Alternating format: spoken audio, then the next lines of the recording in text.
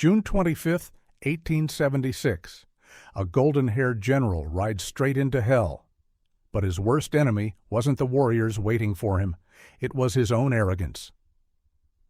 15 mistakes, 15 deadly choices, from refusing machine guns, to attacking at high noon, to ignoring the scouts begging him to turn back.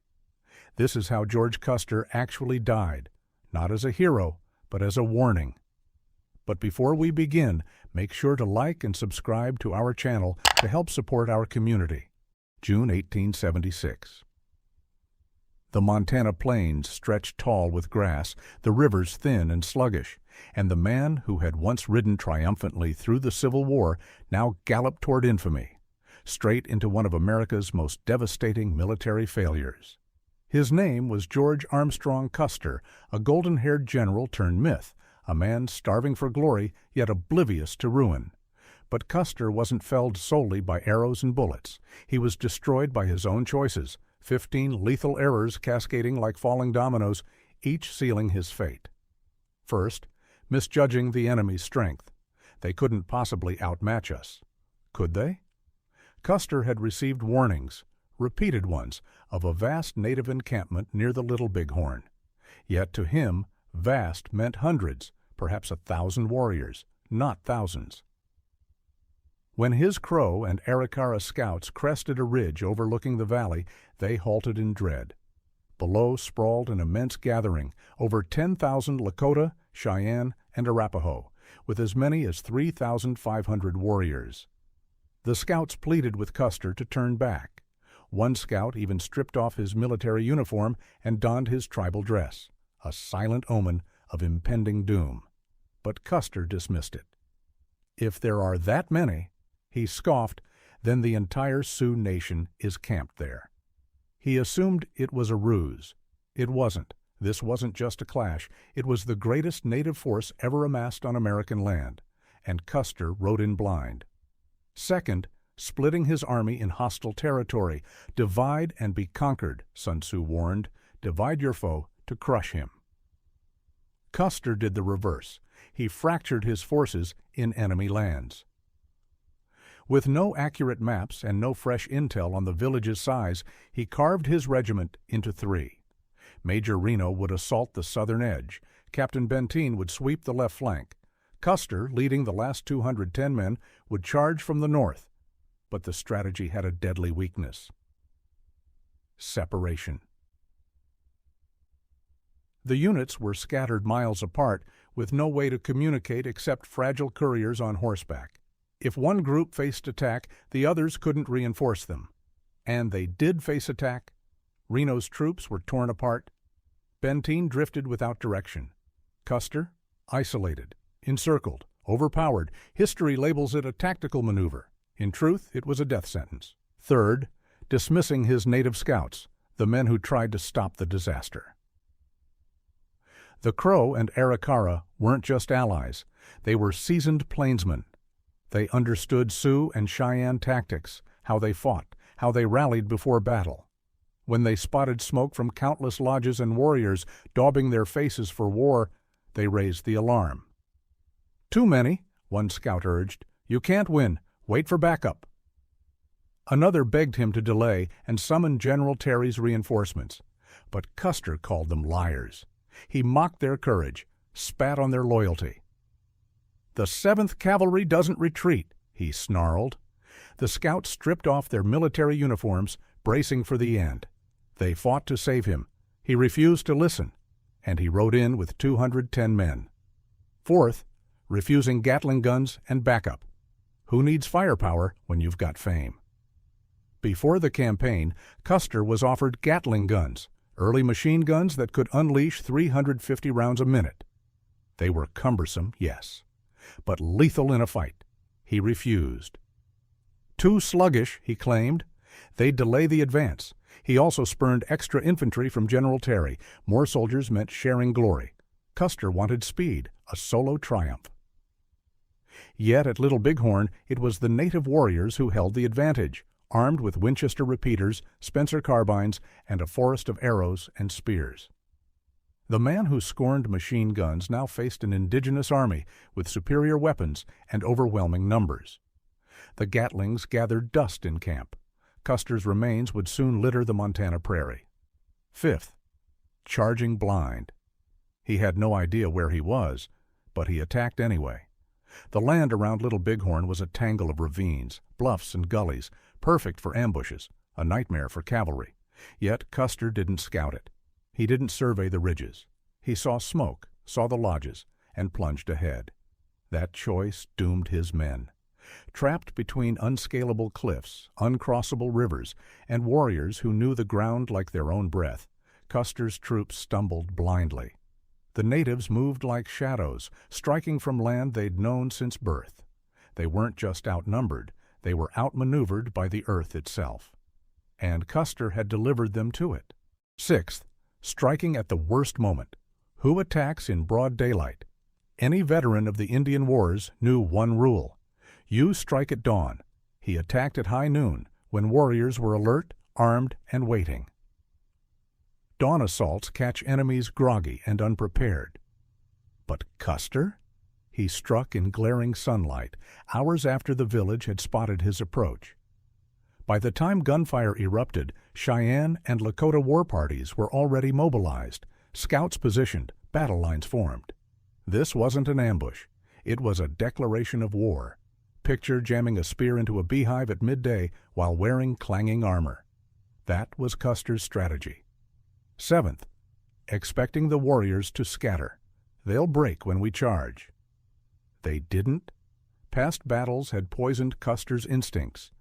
At the Washita River in 1868, he'd raided a smaller Cheyenne camp, slaughtering warriors and civilians alike. Survivors fled, so he assumed Little Bighorn would repeat history. Panic, disarray, retreat. Instead, he faced fury. This wasn't just any encampment. It was Sitting Bull's united front, a gathering of tribes who'd vowed no more running. When Custer charged, they didn't retreat. They engulfed him. He'd confused tactics for weakness, warriors for prey. It was the final error he'd lived to regret.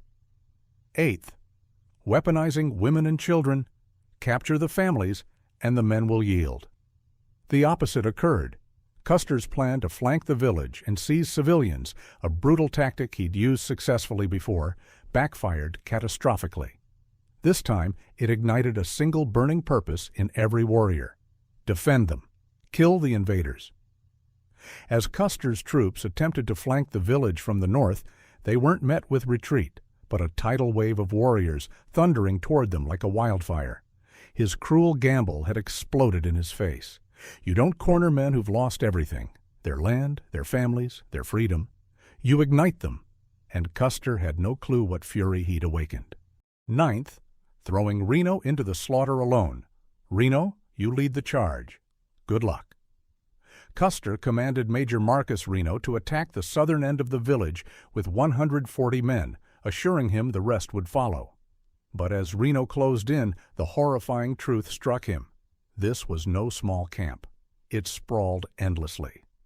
Within moments, warriors poured out, encircling Reno's troops. Chaos swallowed them. Horses shrieked. Bullets ricocheted off the bluffs. Reno, overwhelmed, ordered a desperate retreat into the riverside timber, where half his men were butchered or left stranded. Custer never came. Benteen was nowhere near. Reno had been fed to the wolves with no hope of rescue. 10th. The useless panicked note to Benteen: "Big village, hurry," words that meant nothing. After radio silence from Benteen, Custer scrawled a rushed message: "Benteen, come fast, big village, bring packs." That was it. No coordinates, no strategy, no urgency.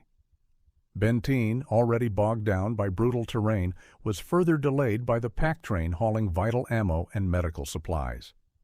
By the time he read the note, he had no idea where Custer was, how dire the situation had become, or just how big that village really was. Benteen delayed. By the time he moved, Custer's entire force had been annihilated. In warfare, clear communication means survival. Custer's vague note was like shouting into a tornado. 11th. Selecting disastrous terrain for his last battle. The peaceful slopes above Little Bighorn today, just grass swaying in the breeze, became a slaughterhouse in June 1876. When Custer recognized his encirclement, he rallied his men to the ridges now called Last Stand Hill. But this wasn't tactical high ground. The position was completely exposed, narrow crests with no protection from gunfire. The surrounding gullies, perfect for ambushes, teemed with warriors. His chosen battlefield offered no defense, no sightlines, no retreat. His soldiers formed desperate circles, firing wildly at mounted warriors attacking from all sides.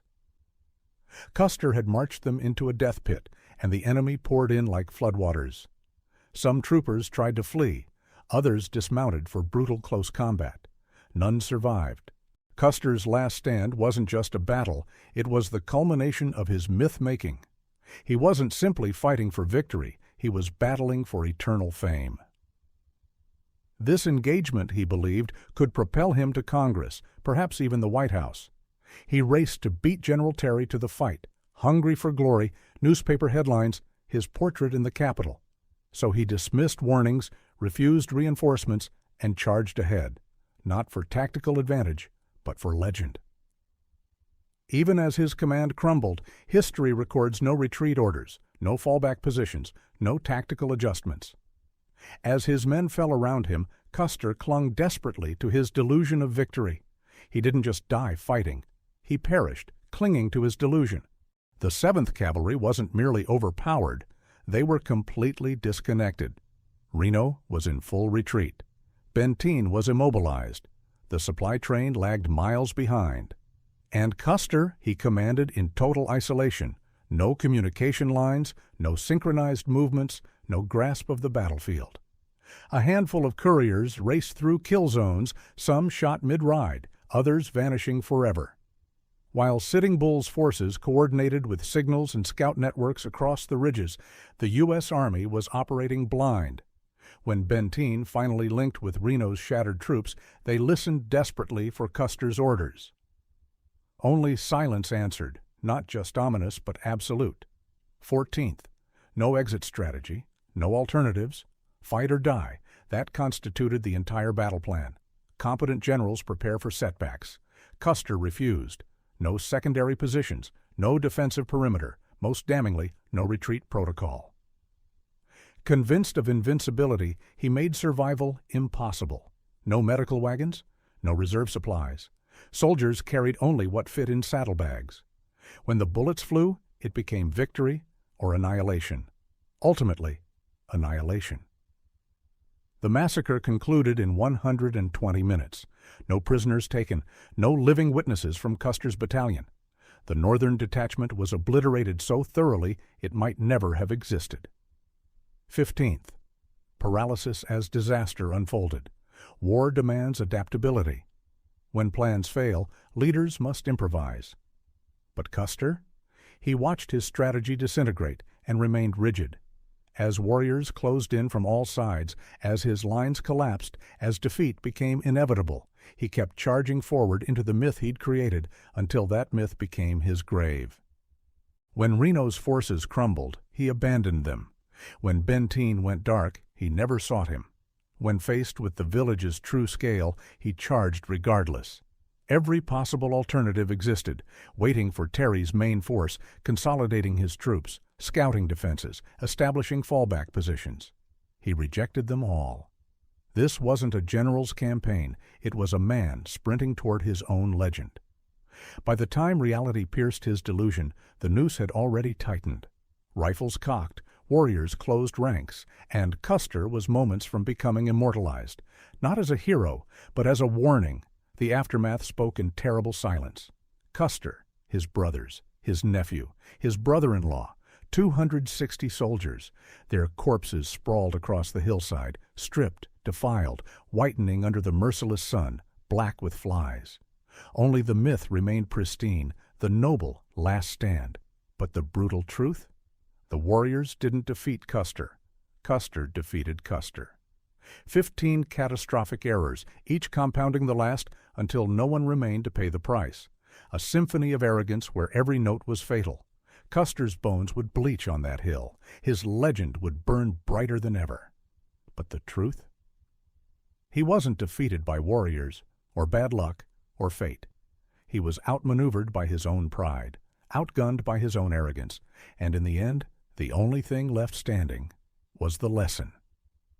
If you learned something today, leave a comment with one word. Remember.